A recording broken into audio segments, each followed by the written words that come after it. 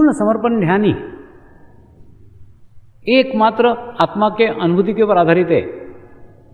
आत्मा को अच्छा लगा,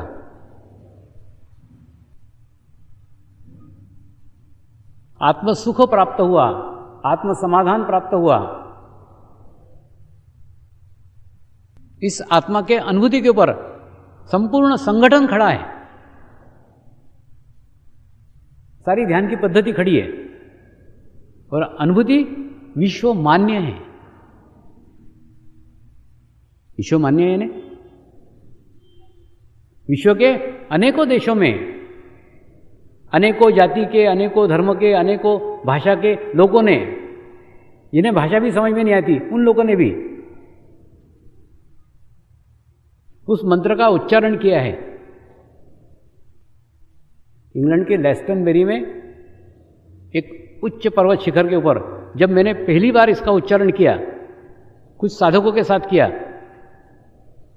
तो उस समय साधक कुछ नहीं थे, 4-5 साधक थे, लेकिन 8-10 जापानी पर्यटक घूमने के लिए आए थे। वो सिर्फ घूम रहे थे, घूमते घूमते ही वो बैठ गए। वो बोले, आप क्या मंत्र बोल रहे थे मालूम नहीं, हमको बहुत अच्छा लगा। यानी सिर्फ मंत्र बोलने मात्र से एक आभामंडल निर्मित होता है, एक एनर्जी लेवल निर्मित होता है। उस एनर्जी का प्रभाव आप पे तो पड़ेगा ही पड़ेगा, आपके आसपास के वातावरण पे पड़ेगा।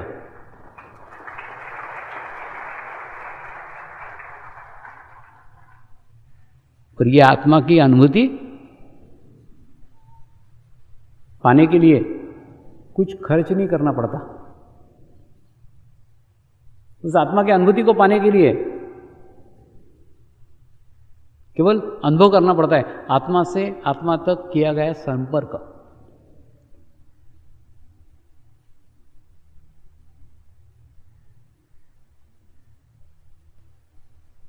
तो वसुंधैव कुटुंबकम की कल्पना साकार नहीं हो सकती ऐसे हमें लगा,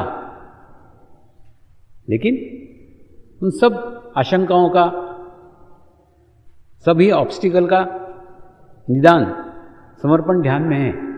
समर्पण ध्यान के मार्ग से ये कल्पना साकार रूप ले सकती है।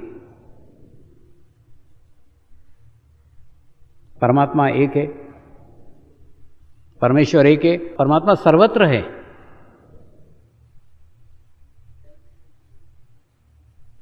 ये मैं ही कह रहा हूं, ऐसा नहीं, ये मेरे पूर्व भी अनेकों संतों ने, अनेकों महात्माओं ने अपने पे समय समय पे उनको जैसा लगा वैसा किया।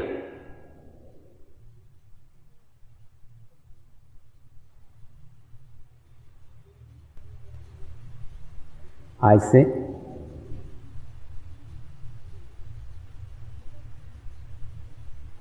कई साल पूर्व भी अनेकों संतों ने समय समय पर इस बारे में मार्गदर्शन किया हुआ है।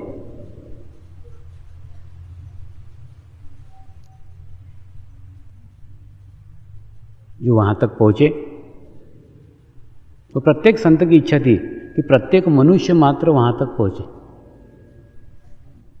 उन्होंने जो जाना, उनकी इच्छा थी वो प्रत्येक मनुष्य जाने। इसलिए शिरडी के साईं बाबा ने भी यही बात कही हुई है, सबका मालिक एक, परमात्मा एक है, परमेश्वर एक है। ये संदेश, ये मैसेज उन्होंने अपने भक्तों को देने का प्रयास किया था। बस कमी एक थी, अनुभूति की कमी थी। अनुभूति उस समय नहीं थी, अनुभूति के वो समय नहीं था, वो उचित समय नहीं था। बस एक कमी रह गई थी अनुभूति की। आज वही बात अनुभूति के साथ साधक अनुभव कर रहे हैं।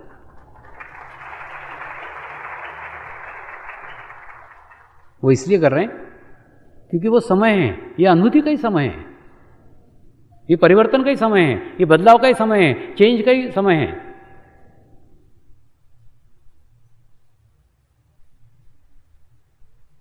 और इसी समय इसे अनुभव किया जा सकता है।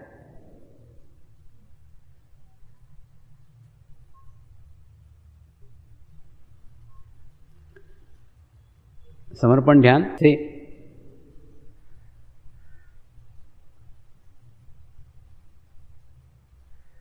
उपासना पद्धतियों का, धर्मों का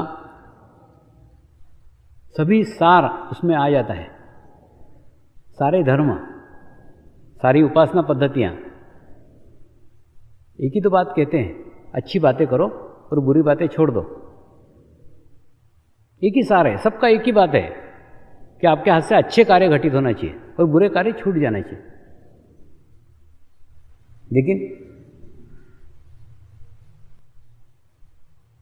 ये बुद्धि का विकसित समाज है, मैंने बोला ना परिवर्तन का सामान है, सब जगह चेंजेस, बदलाव। तो आज प्रश्न उठता है क्या अच्छा है और क्या बुरा है। ये अच्छे की परिभाषा भी अलग है, बुरे की परिभाषा भी अलग है। किसको अच्छा माने, किसको बुरा माने। कोई किसी को अच्छा कहता है, कोई किसी को अच्छा कहता है, कोई किसी को बुरा कहता है, कोई किसी को बुरा कहता है। तो कौन सी चीज अच्छी और कौन सी चीज बुरी, इसकी परिभाषा भी किस व्यक्ति से आप पूछ रहे हो उसके ऊपर निर्भर है। वो अपने तर्क से, अपने बुद्धि से किसी को भी अच्छा बोल सकता है, किसी को भी बुरा बोल सकता है।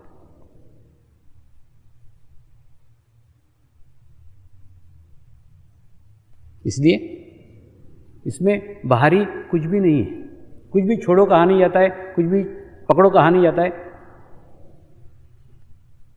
क्योंकि जो कुछ कहा जाएगा, जो कुछ बताया जाएगा, ये बाहरी होगा, भीतरी कुछ नहीं।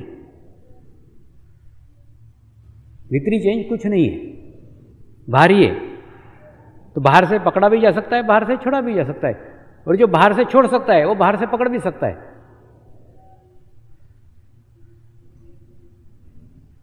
आंतरिक बदलाव नहीं है, लेकिन समर्पण ध्यान में आंतरिक बदलाव है। आपकी आत्मा प्रकाशित हो जाती है, और आपके आत्मा प्रकाशित होने के बाद में आप आत्मनियंत्रित व्यक्ति हो जाते हो, और आत्मनियंत्रित व्यक्ति होने के बाद में आपके आत्मा का नियंत्रण आपके शरीर के ऊपर हो जाता है। फिर बुद्धि गिर जाती है, बुद्धि से जो आप अच्छा बोलते हो वो भी छूट जाता है। इसलिए मैं साधकों को बोलता हूं क्या अच्छा है क्या बुरा है इसके बारे में तो चर्चा ही नहीं करते। आप तो ध्यान करो और आत्मा के अधीन हो जाओ, और आत्मा के अधीन होने के बाद में फिर जो अच्छा है वो आपके पास रहेगा, बुरा है वो छूट जाएगा, छोड़ूंगे नहीं। तो आज उसके ऊपर चर्चा क्यों, क्या अच्छा है क्या बुरा है। जैसे मान लो एक हॉल के अंदर मैं बैठा हुआ हूं और मैंने एक सांप को रस्सी समझ के पकड़ के रखा हुआ है, ये रस्सी ऐसा समझ करके मैंने पकड़ के रखा है, और सब पूरे हॉल में अंधेरा है, और आप बाहर से खिड़की से आवाज़ दे रहे हो, मुझे चिल्ला रहे हो, स्वामी जी आपने सांप को पकड़ के रखा है, आपने सांप को पकड़ के रखा है। लेकिन मैं आपके बात पे विश्वास नहीं करूंगा। मैं कहूँगा नहीं नहीं तुम सांप जिसे बोल रहे हो वो सांप नहीं है, वो रस्सी है, और आप बोलोगे नहीं वो सांप है। दोनों के बुद्धि का भ्रम है। मैं जिसको रस्सी बोल रहा हूँ उसको आप सांप बोल रहे हो, और आपकी बात मैं नहीं मान रहा हूँ। आप कितने भी चिल्लाओगे, कितना भी बाहरी बताओगे, तो भी मैं नहीं छोड़ूंगा। लेकिन उनमें से एक साधक अगर अंदर आ जाए, अंदर आके हॉल की लाइट प्रकाशित कर दे, तो आपको कहना भी नहीं पड़ेगा कि छोड़ दो, फट से छोड़ दूंगा। ठीक उसी प्रकार से हमने कई गलत संस्कार पकड़ के रखे हुए हैं, कई बुरे संस्कार पकड़ के रखे हुए हैं, कई बुरी बातें पकड़ के रखी हुई, और वो अच्छी है करके पकड़ के रखी है। वो बुरी हमको नहीं मालूम, हम तो ये मान रहे हैं वो बहुत अच्छी है, और बुद्धि तो बड़े बढ़िया बढ़िया तर्क देती है, अरे वाह ये तो बहुत ही अच्छा है।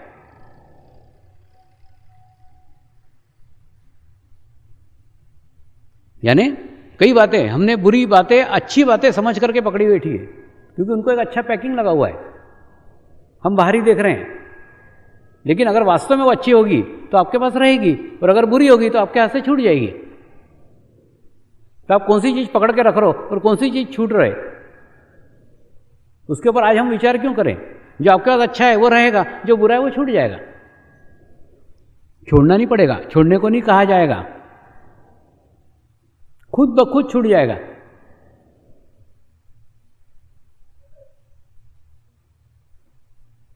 तो विश्व का एकमात्र संगठन समर्पण ध्यान है जिसके अंदर अच्छा आ जाता है, बुरा छूट जाता है, छोड़ना नहीं पड़ता, छूट जाता है।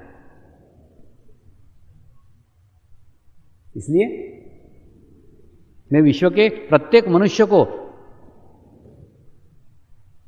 आमंत्रित कर रहा हूं आज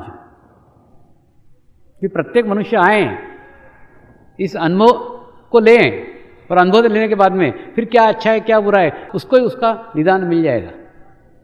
फिर कुछ छोड़ना नहीं पड़ेगा, खुद ब खुद छूट जाएगा।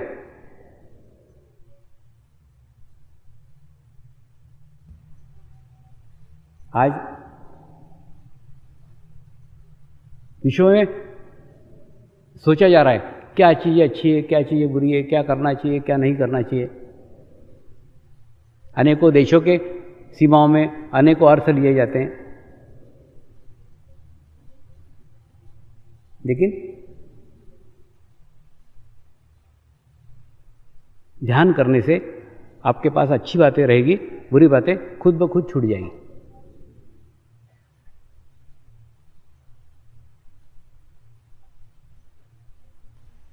एक नए समाज की ओर, युग परिवर्तन के साथ साथ हम बढ़ रहे हैं।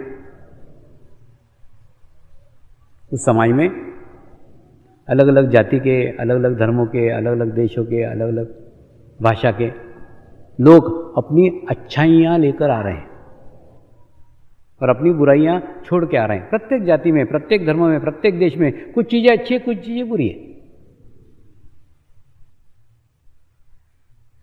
लेकिन ध्यान में जुड़ने के बाद ध्यान के दरवाजे सबके लिए खुले हैं और ध्यान में आने के बाद में प्रत्येक साधक की अच्छाइयाँ रह जाती है और बुराइयाँ छूट जाती है धीरे धीरे धीरे धीरे करके। तो समर्पण ध्यान विश्व का एक ऐसा संगठन तैयार हो रहा है, ऐसा संगठन खड़ा हो रहा है जिसमें दुनिया की सभी अच्छाइयाँ हैं।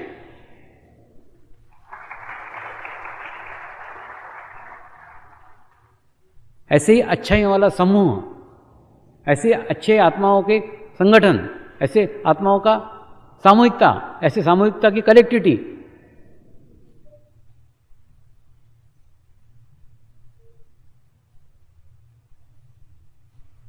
से हमें जुड़ने का है।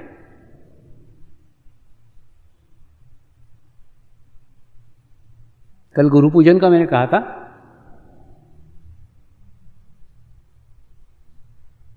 तो कुछ साधकों के मन में विचार आया, गुरु को परमात्मा कैसे माने।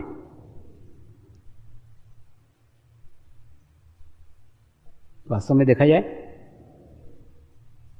हम गंगा पूजन करते हैं, गंगा नदी का पूजन करते हैं। इसलिए पूजन करते हैं क्योंकि हजारों लाखों पवित्र पानी के कण उस नदी में बह रहे हैं और सभी कणों तक हम नहीं पहुंच सकते, उसके पीछे के कणों तक नहीं पहुंच सकते, उसके आगे के कणों तक नहीं पहुंच सकते, लेकिन वहां तक पहुंचने के लिए हम रास्ते का अवलंबन करते हैं। और रास्ता ये कि हम हमारे घाट के ऊपर जो गंगा बह रही है हम उसका पूजन करते हैं, ताकि उसके पहले की गंगा के पानी से भी हम जुड़ सकें, आगे की गंगा के पानी से भी हम जुड़ सकें। ठीक उसी प्रकार से परमात्मा सर्वत्र है, परमात्मा प्रत्येक मनुष्य मात्र है, लेकिन प्रत्येक मनुष्य मात्र तक के परमात्मा तक हम नहीं पहुंच सकते, हमारी सीमा है, हम प्रत्येक मनुष्य तक नहीं पहुंच सकते। तो हम उस माध्यम को चुन रहे हैं, हम उस माध्यम को अवलंब कर रहे हैं जो माध्यम प्रत्येक मनुष्य तक पहुंचा हुआ है। जिस व्यक्ति के हृदय में प्रत्येक मनुष्य मात्र के लिए प्रेम है, प्रत्येक मनुष्य मात्र तक वो पहुंचा हुआ है, ऐसे एक मनुष्य की गुरु मानकर हम पूजा करते हैं। उसके माध्यम से वास्तव में हम मनुष्यता की पूजा कर रहे हैं, मनुष्यों के अंदर बैठे हुए परमात्मा की पूजा कर रहे हैं। प्रत्येक साधक अलग अलग देशों से आता है, अलग अलग जातियों से आता है, अलग अलग धर्मों से आता है,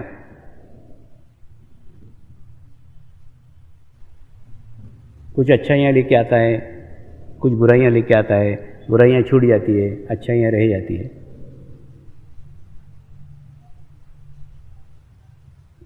ऐसे विश्व के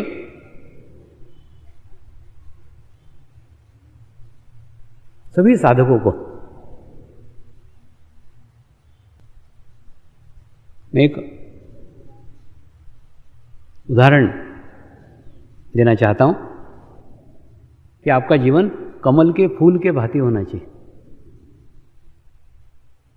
कमल का फूल रहता है कि नहीं? कीचड़ में रहता है, उस कमल के फूल की एक डंडी कीचड़ में घुसी हुई रहती है, वहां से जुड़ा हुआ रहता है, उससे रिश्ता तोड़ता नहीं है, कीचड़ से भी संबंध स्थापित रखता है। उसके बावजूद कीचड़ के बाहर निकलता है और बाहर निकल करके पूरा खिलता है। जब पूरा खिलता है तो पूरे कमल के फूल के ऊपर कहीं पे भी कीचड़ का एक दाग नहीं होता। तो आपका भी जीवन ऐसा ही होना चाहिए, इतना ही पवित्र, इतना ही शुद्ध। आप किसी भी जाति में हो, किसी भी धर्म में हो, किसी भी देश में हो, आप कहाँ से आए हो उसको कोई मायना नहीं है, लेकिन आपके आसपास के वातावरण का, आपके आसपास के कुसंस्कारों का, कुविचारों का प्रभाव आपके आत्मा के ऊपर नहीं पड़ना चाहिए। आत्मा विकसित करो, डेवलप करो और उस कीचड़ के बाहर निकलो। जब कमल खिलेगा तो सूरज इंतजार कर रहा है, राह देख रहा है उसकी। तो कमल के फूल की तरह खिलो और कीचड़ के बाहर आओ। विश्व के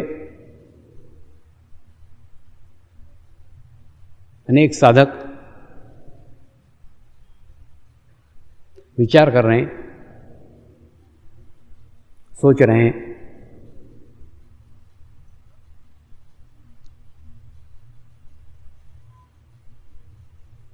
इतने वैज्ञानिक युग में,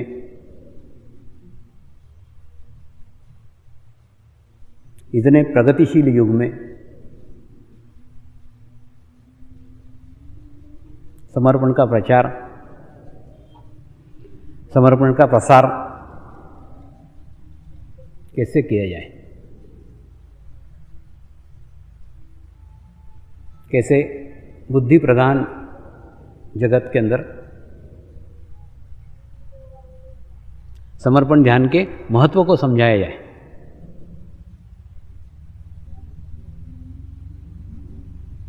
तो उनको मैं एक ही रास्ता बता रहा हूँ, एक ही मार्ग बता रहा हूँ कि विज्ञान आपको बाहरी ज्ञान देगा, बाहरी जानकारी देगा। आप चंद्रमा तक जा सकते हो, आप मंगल ग्रह पर जा सकते हो। तो दुनिया में अनेक वैज्ञानिक प्रयोग आपको बाहर कैसे जाने का, दूसरे को कैसे जानने का, दूसरे देशों को कैसे जानने का, दूसरे स्थितियों को कैसे जानने का, दूसरे की भौगोलिक स्थिति कैसे जानने का,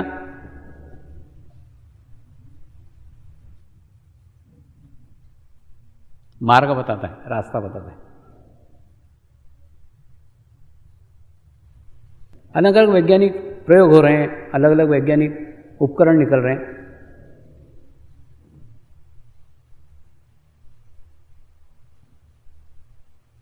लेकिन वो सारे उपकरण बाहरी जानने के लिए, भीतरी नहीं है।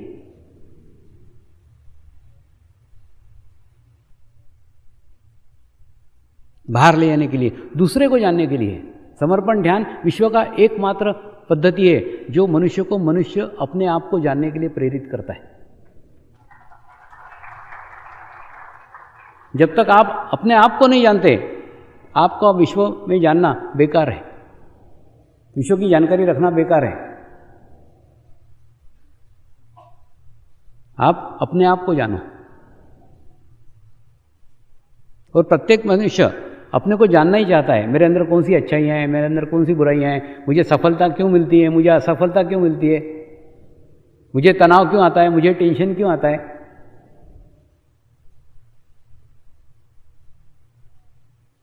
मैं कौन से विचार करता हूँ, मैं अच्छे विचार कौन से करता हूँ, बुरे विचार कौन से करता हूँ।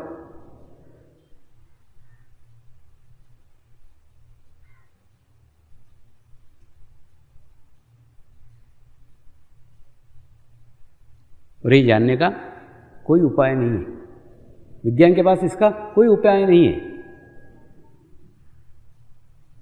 जैसे कई बार मैं बताता हूँ कि डॉक्टर लोग उस शरीर का अध्ययन करते हैं जिस शरीर को स्पर्श करके देखा जा सकता है, टच करके देखा जा सकता है, लेकिन विचारों के शरीर का अध्ययन मेडिकल साइंस में नहीं है। और विचारों का शरीर नहीं होता ऐसा भी नहीं कह सकते। अभी विज्ञान ने प्रूव कर दिया है कि विचारों का शरीर होता है, विचारों का आभामंडल होता है, विचारों का ओरा रहता है, वो प्रत्येक मनुष्य मात्र का रहता है।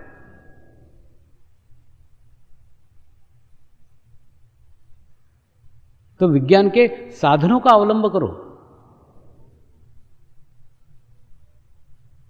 विज्ञान के साधनों का प्रयोग करो और विज्ञान के रथ के ऊपर सवार होके आध्यात्मिकता के मार्ग से मोक्ष तक पहुंचो। और आज की गुरु पूर्णिमा तो सही अर्थों में यही है। आज इंटरनेट के माध्यम से विश्व के सारे सेंटर्स, सारे साधक आज इस गुरु पूर्णिमा में जुड़े हुए हैं।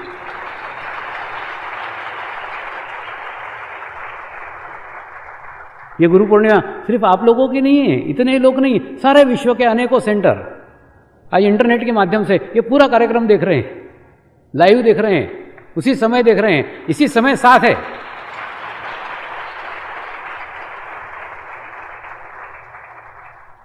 तो इस विज्ञान का उपयोग, इस विज्ञान का प्रयोग 1000 सेंटरों ने कल कार्यक्रम देखा है, आज का मुझे मालूम नहीं। उसके प्रयोग करो, इस्तेमाल करो, यूज करो, उनको माध्यम बनाओ, उनकी मदद लो एक अच्छा कार्य फैलाने के लिए, अच्छा कार्य विकसित करने के लिए, अच्छा कार्य दिखाने के लिए, अच्छे लोगों को जोड़ने के लिए, अच्छे विचार पहुंचाने के लिए। आज उसकी बहुत आवश्यकता है। कई बार जब मैं गहन ध्यान में जाता हूं तो ऐसा लगता है ना तो यहां शांति है ना वहां शांति।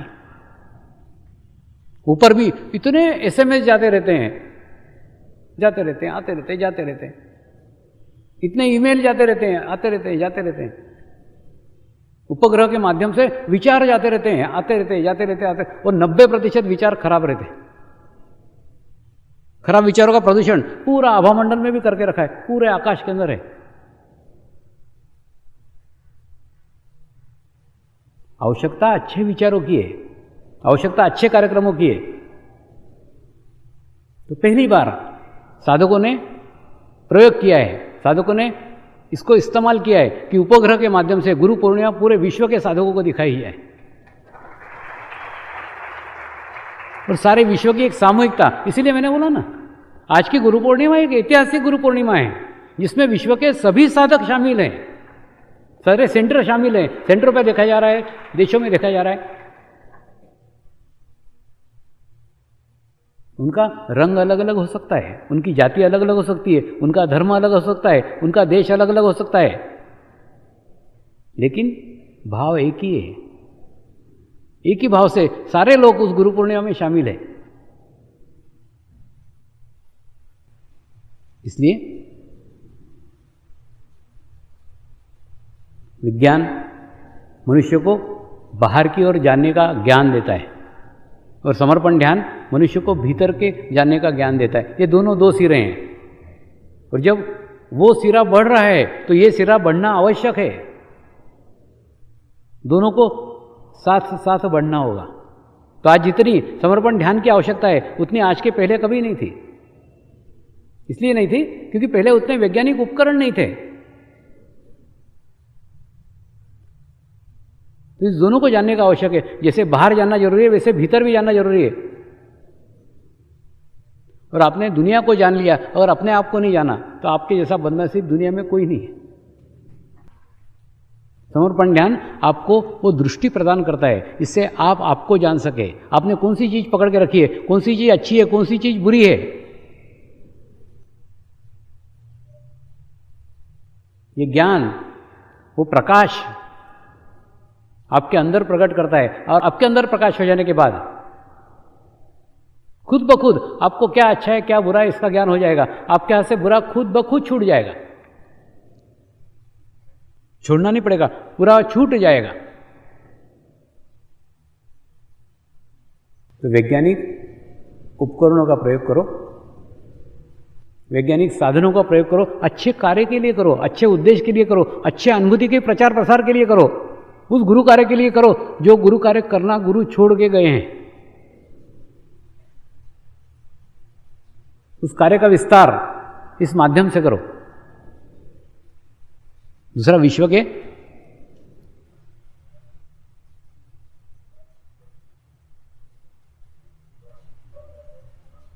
सभी साधक, नॉन साधक, जितने भी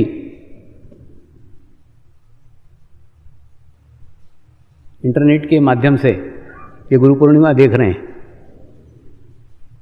तो उनको आज गुरु पूर्णिमा पे एक संदेश देना चाहता हूँ, एक मैसेज देना चाहता हूँ। आपने शांति की खोज गलत दिशा में की है।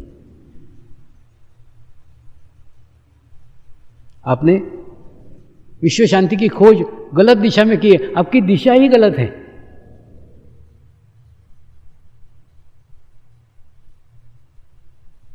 और उस दिशा में सिवाय भटकाव के कुछ नहीं है। आपके अंत में हाथ कुछ नहीं आएगा।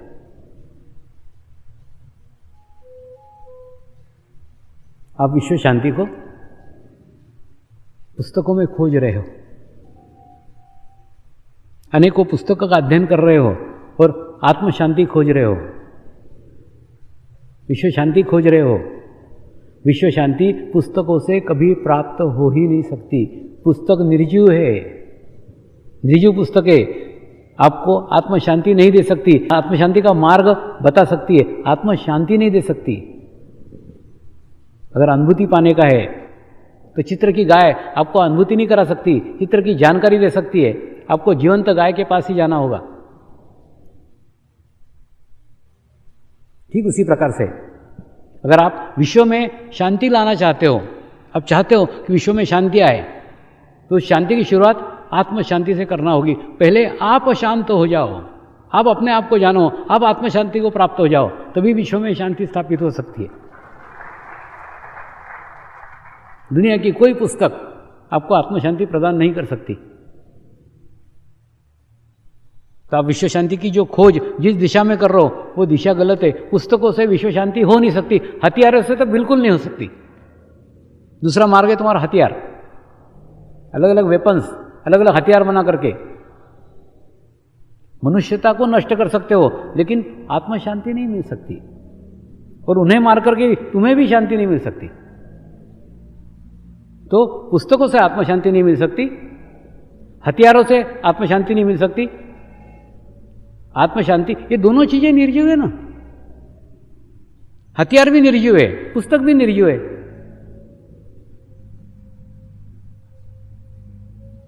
आज देखो ना, वैज्ञानिकों ने बड़े बड़े परमाणु बम बना लिया,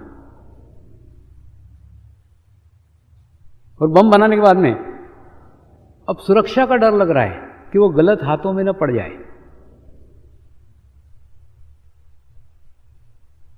एक नया खतरा सामने, क्योंकि वो परमाणु बम, उनको कोई अच्छा बुरा कोई ज्ञान नहीं है, जिसके हाथ में वो उसको इस्तेमाल कर सकता है। तो कितने भी विकसित हथियार बना लो, कितने भी विकसित वेपन्स बना लो, विश्व में उससे कभी भी शांति संभव नहीं है।